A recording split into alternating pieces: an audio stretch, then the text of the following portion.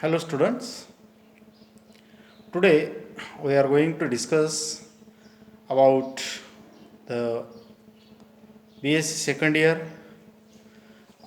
unit number 4, that is new topic acoustics and ultrasonics. So first of all we will discuss a brief introduction about what is ultrasonic. Ultrasonic it is known from medical science that human ear can hear the sound waves between 20 hertz to 20 kilohertz, that is the audible range. This range of sound is known as audio frequency range or audio range. The sound wave with frequency less than audio frequency range is called as infrasonic waves. Then the sound waves having frequency greater than the audio range are called as ultrasonic range. And generally, mostly, these ultrasonic waves are used in the medical field, or the wavelength of ultrasonic waves is very small as compared to audio sounds.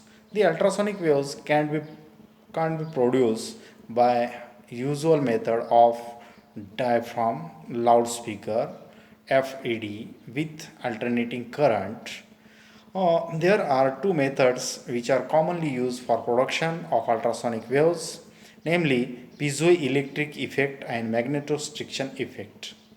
So first of all, we will discuss about what is meant by piezoelectric effect. The generation of potential difference across the opposite faces of certain crystals slice cut suitably as of the application of mechanical stress between these faces. The potential difference produced is proportional to the stress, and this phenomena is known as piezoelectric effect. The converse effect also occurs, namely, if a potential difference was applied to the opposite faces of the crystals, a change in dimension would take place, there being an increase or decrease according to the direction of potential differences. These effects were best observed in slices cut in certain suitable direction from the natural crystal. A large variety of crystal exhibit this phenomena, but the best known of examples of are the quartz, formalin, and roseless salt. A natural and regular quartz crystal we are shown in the figure number 1 and figure number 2. This represents a transverse section of crystal cut in a plane perpendicular to the optic axis, that is x1, x2, and in figure 3 it gives the front view of the same. The line E1,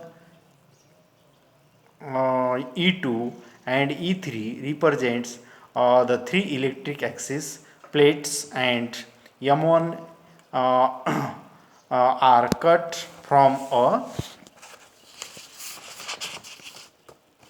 crystals. So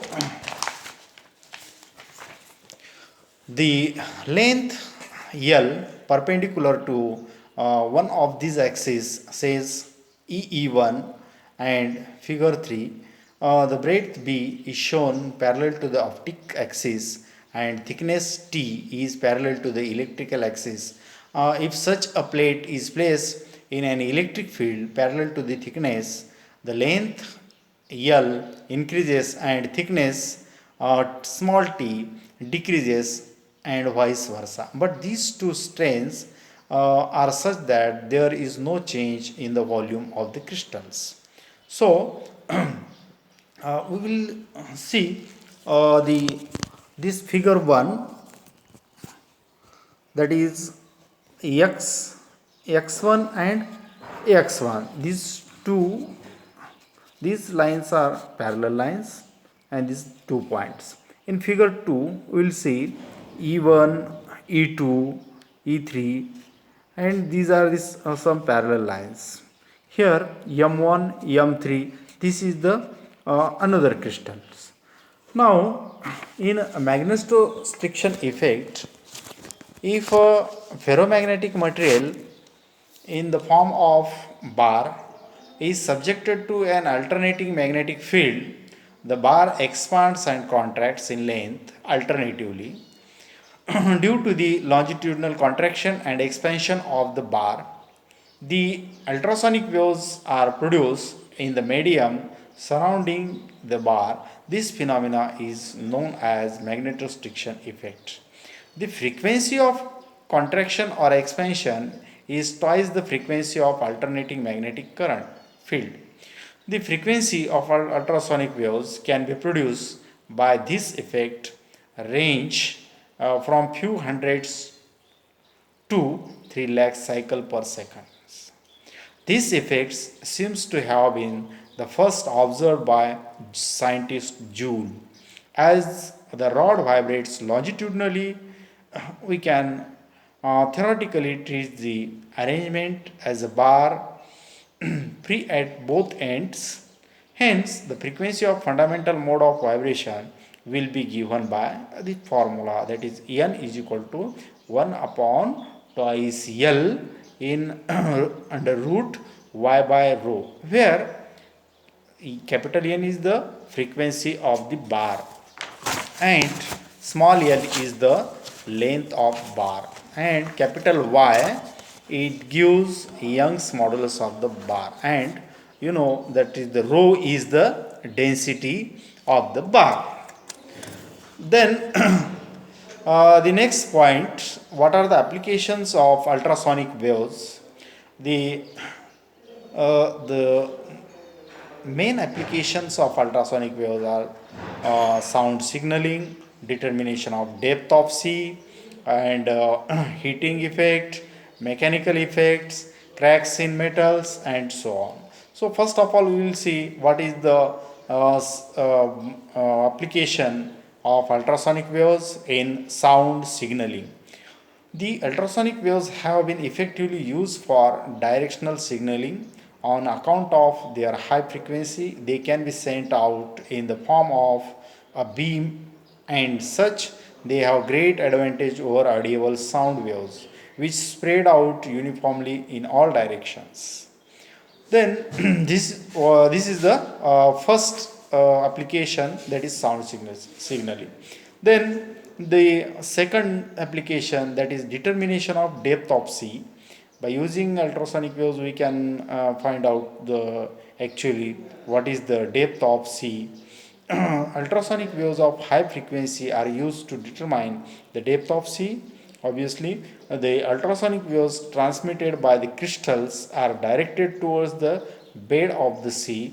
These waves are reflected back from the bed, and the echo is detected by the crystal itself. The time interval between the emitted signal and echo, that is reflected waves, is determined. Knowing the velocity of sound through seawater, that is we can say it as a v, and time t, and the depth of sea h can be calculated, that is h is equal to v t upon 2. So by using this formula, h is equal to Vt by 2, we can determine the depth of sea. Then the third application of the ultrasonic waves is heating effect. When a beam of ultrasonic waves is passed through a substance, it gets heated. If ultrasonic waves pass through water at 0 degrees Celsius, water can be made to boil. So, by using ultrasonic waves, we can heat the water. And fourth application, that is next application, is the mechanical effect. That is ultrasonic waves. Ultrasonic waves can be used as drills to bore force in steel and other metals are their alloys. Here the drill oscillates with ultrasonic frequency and can be only bared metals. Then next application, there's cracks in metals. Ultrasonic waves can be used to detect where is the cracks or discontinuity in the metal structure. In this case, an emitter and detector of ultrasonic waves are used. Ultrasonic waves from the emitter detects toward the metal. The reflected beam is detected by the detector. If there is a small metal cracks or discontinuity, there will be a rise in energy received by the detector. If emitter and detector are on the same side of the metal, there will be fall in energy at the regions of cracks or discontinuity. So this is the another application of ultrasonic waves. And next application is the formation of alloys.